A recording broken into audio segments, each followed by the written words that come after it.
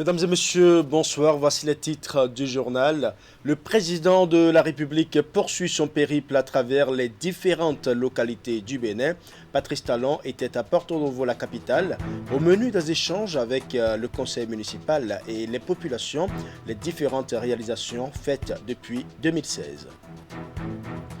Deuxième édition du séminaire Team Building 2020 à Cotonou, les cadres du ministère de l'économie et des finances évaluent la satisfaction des usagers après 4 ans de mise en œuvre des réformes engagées pour la transformation digitale au sein de l'administration publique béninoise.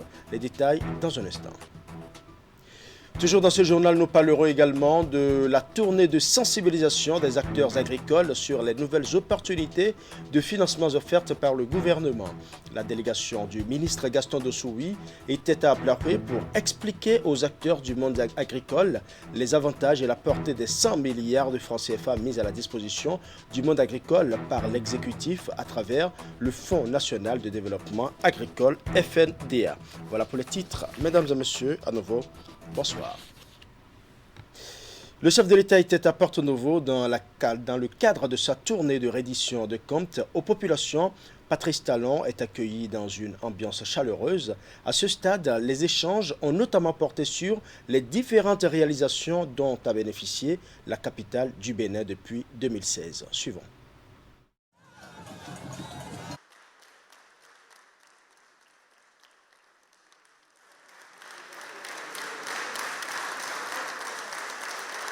Il y a quelques semaines, les forces vives de Porto Novo s'étaient réunies pour célébrer les acquis de la ville sous votre gouvernance et rendre hommage à l'architecte que vous incarnez, le capitaine du navire Bénin, le meneur du jeu, notre numéro 10, l'indomptable, l'infatigable, le stratège, notre Merci. Oui, une capitale qui n'a rien d'une capitale. C'est certainement ce qui justifie tout le miracle qui s'y produit depuis votre accession à la magistrature suprême de notre pays. Vos réalisations sont si expressives, si visibles, si imposantes, que pour nous, les Haïnovi, vous êtes définitivement entrés dans l'histoire comme le plus grand bâtisseur de la ville de l'ère post-indépendance. Pendant qu'il fait un peu chaud actuellement, nous sommes au mois de décembre, il fait chaud. Mais j'ai commencé à avoir froid. Là où je vous parle actuellement, debout devant vous, j'ai froid. J'ai une chair de poule qui ne tombe pas depuis 30-45 minutes. Là, mais j'ai soif depuis bientôt 1 heure de temps. Pour l'honneur que me fait Porto Novo, pour la manifestation si enthousiaste, si affective. Je suis objet depuis quelques minutes d'un témoignage d'amour incomparable, sans pareil.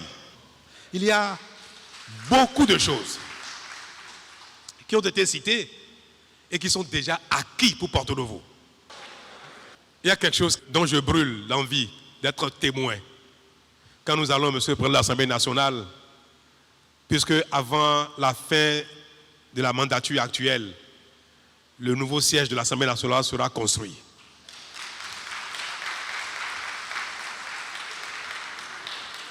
Et vous allez faire les dernières sessions au moins de votre mandature dans le nouveau siège. Les institutions de la République auront toutes leur siège à Porto Novo.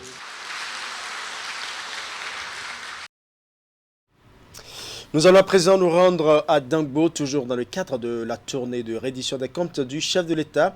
À ce stade du périple de Patrice Talon, on parle également des réalisations faites par le gouvernement, notamment dans les secteurs de l'eau, de l'éducation et de la santé, pour ne citer que cela. Suivant.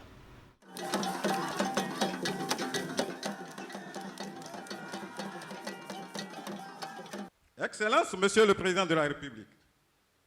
L'histoire retiendra que c'est en votre temps que la commune de Dangbo a connu l'électrification de l'arrondissement de Beko, des villages de Zungué et de Yokon dans l'arrondissement de Zungué, le projet d'adduction d'eau villageoise où les arrondissements de Kessounou et de Békor sont en chantier. La mise en place du village aquacole de Modotokba dans l'arrondissement central de Dango. Un début d'aménagement de la rive gauche de notre vallée à travers le projet Payavo. La couverture à 79% de nos écoles en cantine scolaire, soit 52 écoles sur les 66 que compte la commune de Dango. 22 stades omnisports lancés à la fois, c'est la preuve qu'avec vous, le développement du Bénin est plus que sûr. Après avoir félicité les uns les autres, après nous être félicités, nous allons maintenant nous exhorter à défendre ce que nous avons réussi à faire ensemble. Parce que il ne sera plus question pour nous de retourner en arrière. Le Bénin vient de très loin. Nous venons de démontrer que nous ne sommes pas maudits, que nous sommes devenus capables. Nous l'avons montré. Il ne faut plus qu'on retourne en arrière. Il faut maintenant qu'on aille loin, très loin et vite dans la mise en œuvre de ce que nous avons désormais programmé et planifié. Il faut que chacun soit le défenseur de cet acquis-là. Il ne faut pas que l'avenir dépende du prochain président. Il ne faut pas que notre avenir dépende du prochain maire de Dangbo. Il ne faut pas que notre avenir dépende des prochains députés, des prochains ministres. Nous avons tracé une voie qu'ils auront l'obligation de suivre. Nous allons à présent suivre le porte-parole du gouvernement, Alain Orunla, qui nous fait le point de la 17e journée de la tournée de reddition de comptes du chef de l'État Patrice Talon. C'était à Porto Novo à l'issue de la rencontre du chef de l'État avec les populations.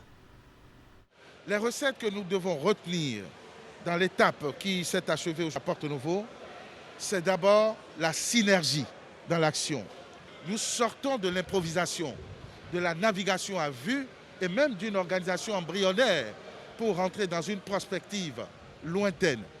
C'est-à-dire qu'à ce jour, nous savons quelles seront nos ressources, quels seront nos besoins dans 10, 15, 20 ans.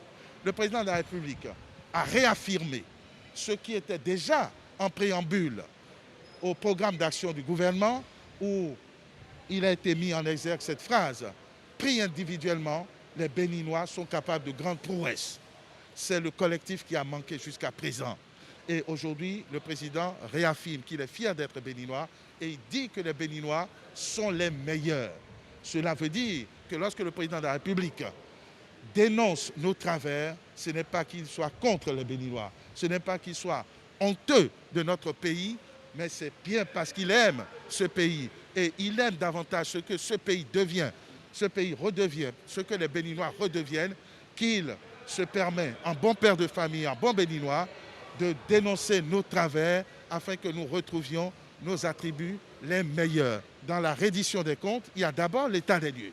L'état des lieux, c'est la situation dans laquelle le Bénin a été retrouvé en 2016. Et c'est un passif, c'est des difficultés qui résultent forcément de nombreuses années de gestion. En faisant l'état des lieux, avant d'enclencher et d'embrayer sur les progrès que nous avons faits, le président de la République n'attribue aucun mauvais point à ses prédécesseurs. Au contraire, il a reconnu systématiquement que les travers, les difficultés que nous avons connues étaient partagées, que la responsabilité est collective. Il prend à son passif les difficultés qui ont été laissées, dont il a hérité, pour jouir collectivement des progrès que nous avons faits et pour lesquels il remercie le peuple béninois, il remercie tous les Béninois sans exclusion du chemin que nous avons fait pour que notre pays soit aujourd'hui arrimé au développement qu'il voudrait irréversible et qu'il exhorte les Béninois à garder jalousement, à préserver, afin que notre avenir ne ressemble plus jamais à notre passé. Eh bien, je l'annonçais en titre, après 4 ans de mise en œuvre des réformes engagées pour la transformation digitale au sein de l'administration publique béninoise, les cadres du ministère de l'économie et des finances font le point et évaluent la satisfaction des usagers. C'est à la faveur de la 2e édition du séminaire Team Building 2020. Les travaux se sont déroulés ce lundi à Cotonou. Nous allons faire le point avec Narcisse Alossé. Autour de cette table dressée ici dans le strict respect des gestes barrières à la Covid-19, des directeurs centraux et techniques et des chefs de division informatique du ministère de l'économie et des finances. Ils sont ici pour faire le bilan du chemin parcouru après près de 5 ans de mise en œuvre des réformes engagées pour la transformation digitale dans leur secteur. Spécifiquement cette année, nous avons souhaité regarder de plus près comment les usagers perçoivent ce que nous faisons. Vous avez dû vous rendre compte que nous lançons quasiment toutes les semaines de nouvelles plateformes, mais nous voulons surtout prendre le pouls, nous arrêter et voir comment nous allons faire pour coller au plus près des besoins des usagers clients. En somme, satisfaire les usagers de l'administration publique béninoise. Et le concept adopté ici, c'est la team building avec un cabinet international commis pour la circonstance. L'idée là aujourd'hui, c'est vraiment pour cette 2e édition d'arriver à aller au-delà du métier d'informaticien et de la transformation. Et qui dit transformation, c'est on se transforme, on met en place des projets digitaux pour des utilisateurs et des clients finaux. Donc l'idée, c'est justement d'arriver à dire ce que nous lançons comme produit, ce que nous lançons comme services digitaux. Est-ce que les utilisateurs et les clients sont satisfaits?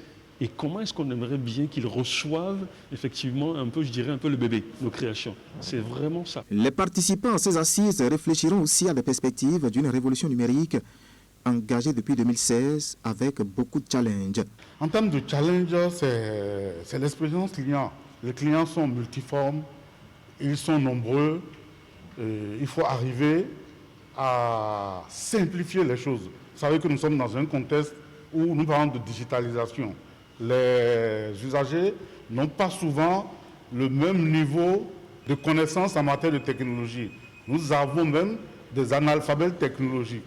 Alors que nous sommes en train de fournir un service public, nous devons faire en sorte que, malgré le fait que dans certaines couches de la population, il y a un niveau faible en matière de connaissances en technologie, que l'usager puisse au final avoir accès au service. Les conclusions qui seront issues de ces travaux de réflexion serviront surtout à la communication interne de la direction des systèmes d'information du ministère de l'économie et des finances, et ceci pour améliorer les performances à l'avenir. Servir aux jeunes filles et aux femmes en milieu rural des informations fiables sur la santé sexuelle et le droit reproductif, le projet Nyonantier de Wildaf Bénin sera exécuté sur les 3 années à venir dans les départements du Zou et des Collines. Sa mise en œuvre est assurée par Wildaf Bénin en collaboration avec l'Association béninoise pour la planification familiale ABPF. Financé par l'Union européenne, le projet a été officiellement lancé ce week-end à Boïkan. Les détails avec Imet et Lena Moussou. Le projet développe une complémentarité avec les interventions de l'organisation qu'il exécute.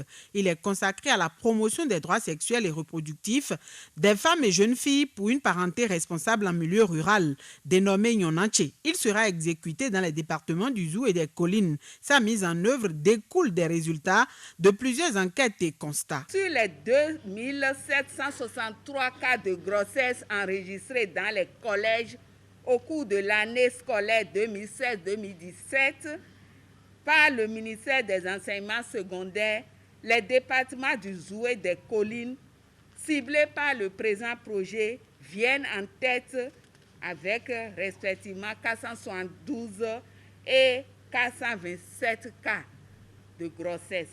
Par ailleurs, l'étude menée par Wildaf Bénin en 2017 sur financement de l'USAID montre que le mariage forcé est préoccupant et s'accentue en milieu rural. Plusieurs causes ont été identifiées, dont la méconnaissance des textes de loi, 26%, les pesanteurs sociologiques et les facteurs religieux, 37%, et la pauvreté, 26%. Mais malgré les efforts conjugués pendant plus de 2 décennies de campagnes de sensibilisation, d'éducation et de communication, les résultats sont encore mitigés. La situation préoccupe Wildaf Benin qui a décidé de renforcer ses actions en matière de droits sexuels et reproductifs à travers sensibilisation des communautés, plaidoyer, mais aussi la promotion de dialogue parents-enfants-adolescents. Le réseau entend accroître l'autonomisation juridique et fonctionnelle de la femme et de la jeune fille en milieu rural. Pour atteindre les objectifs, Wildaf Benin collabore avec l'Association béninoise pour la planification familiale, ABPF, et s'est allié avec des groupes cibles comme les leaders religieux et dignitaires de culte, enseignants, autorités locales et autres. Je remercie très sincèrement le réseau Wildaf Benin en lien avec la BPF, protège les jeunes et les adolescents en leur permettant de jouir efficacement de leurs droits sexuels et reproductifs. La thématique dont il est question a toujours été au centre des préoccupations dans le département du jour.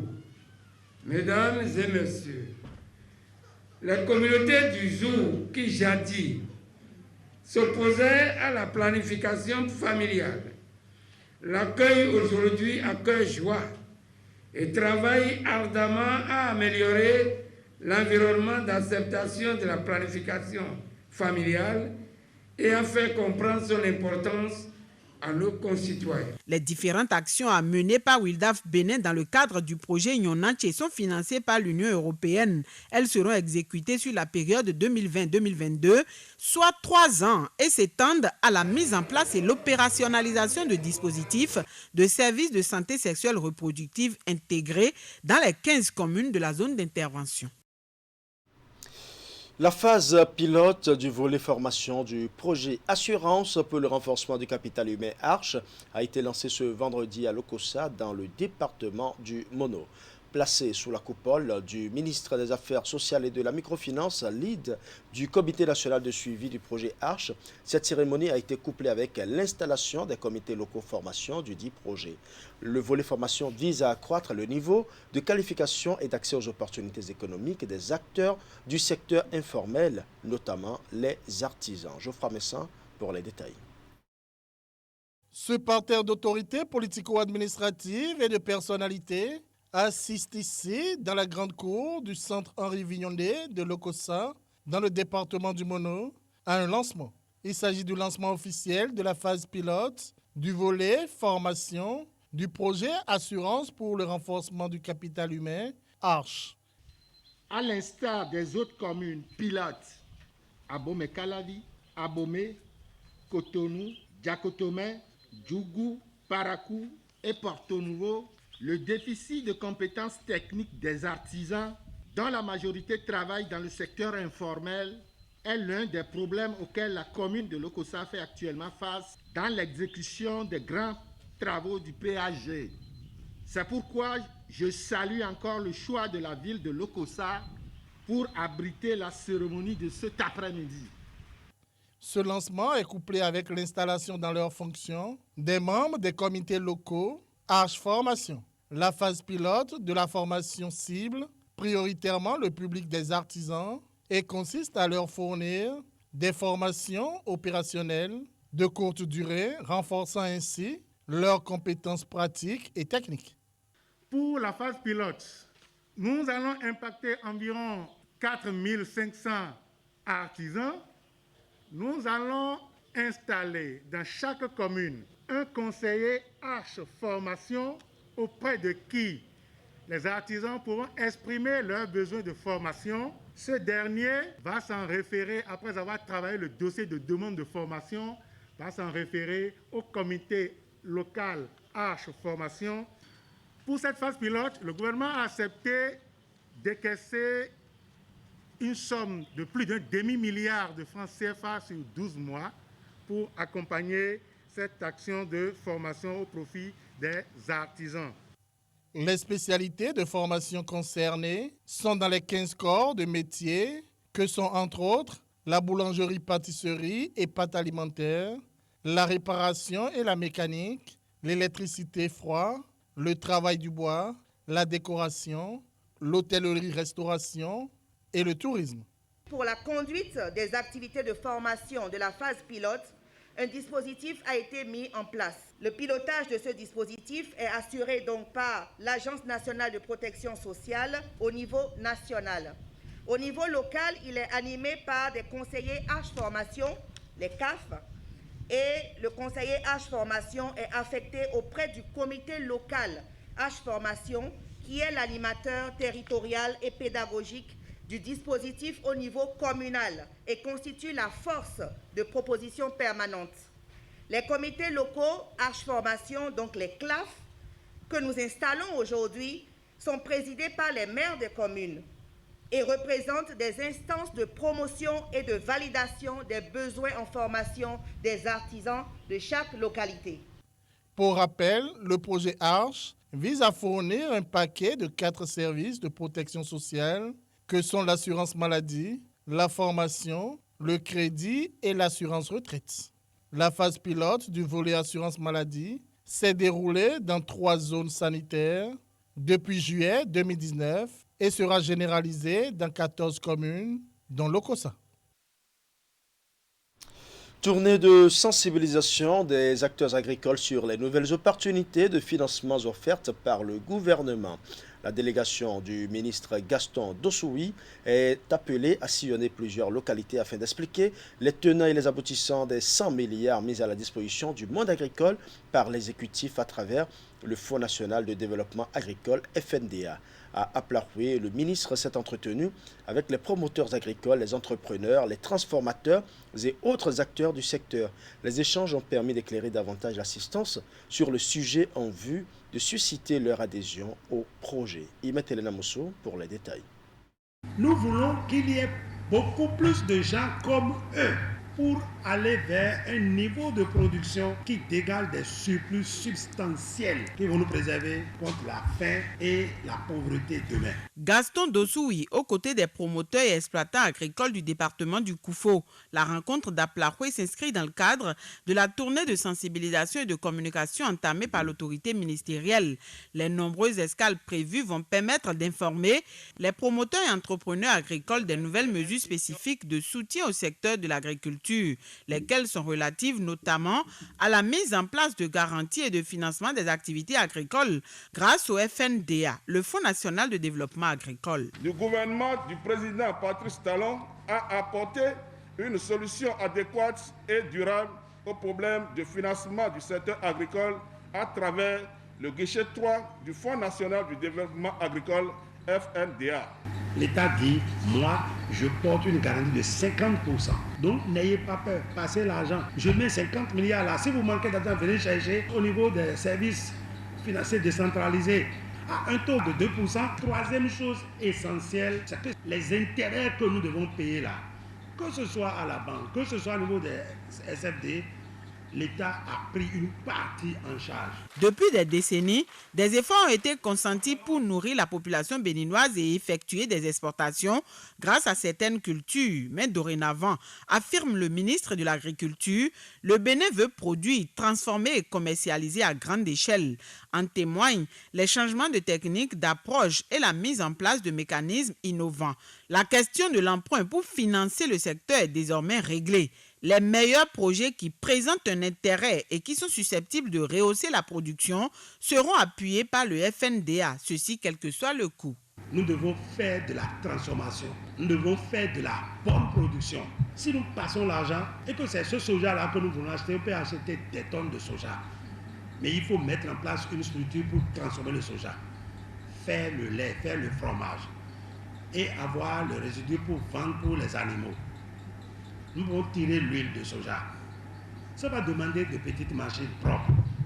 C'est de ça qu'il est question. Même si vous décidez d'installer de grands projets dont les financements dépassent les 500 millions, hier seulement, le chef de l'État, le ministre des Finances, le ministre du Plan et moi, on s'est assis, il a dit, Monsieur Dossoui, allez-y, faites passer le message. Mais si jamais il y a des Béninois qui sont prêts à monter des projets d'au moins 2 milliards, dis-moi, on va leur donner la. pilier important pour la promotion des filières agricoles. Les acteurs à la base sont les meilleurs atouts pour atteindre le développement agricole souhaité. Estimé à 100 milliards de francs CFA, les fonds disponibles peuvent financer plusieurs centaines de projets. Les initiatives doivent être de l'ordre de la pisciculture, de l'élevage, de la transformation et autres. Les fonds admettent pour partenaires quelques banques de la place et plusieurs systèmes financiers décentralisés. Le cercle des docteurs de l'université de Parakou s'agrandit. Mathias Gogonga a défendu le résultat de ses recherches devant un jury composé de 6 membres. Son thème de recherche porte sur la contractualisation des relations commerciales dans la filière anacarde au Bénin. L'impétrant s'en est sorti avec la mention très honorable, avec les félicitations du jury. Les détails dans ce reportage. Avec la mention très honorable et les félicitations.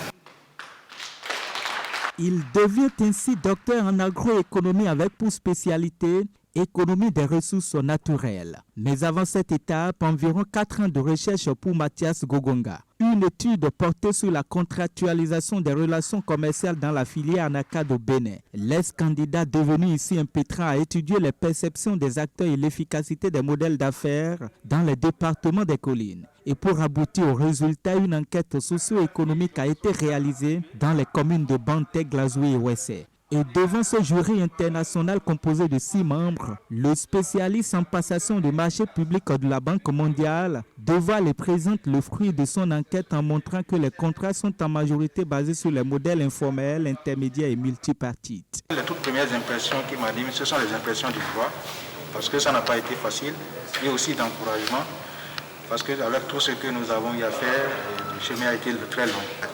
Et depuis quelques années, nous avons constaté que les campagnes qui ont été organisées n'étaient pas du tout bénéfiques pour les producteurs. Par contre, c'est les acheteurs qui arrivent à s'en sortir davantage.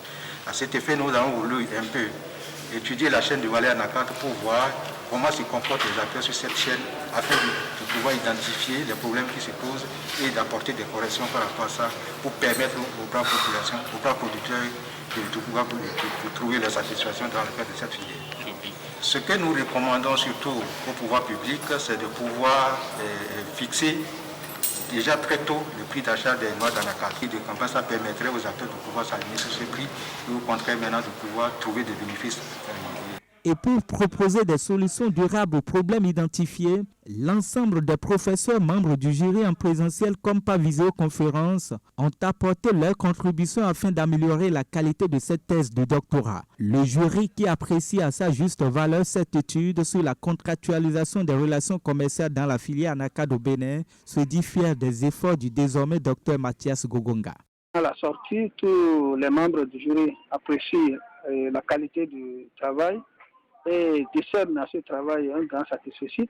Vous voyez que la joie est beaucoup plus de leur côté est partagée avec le candidat et avec sa famille.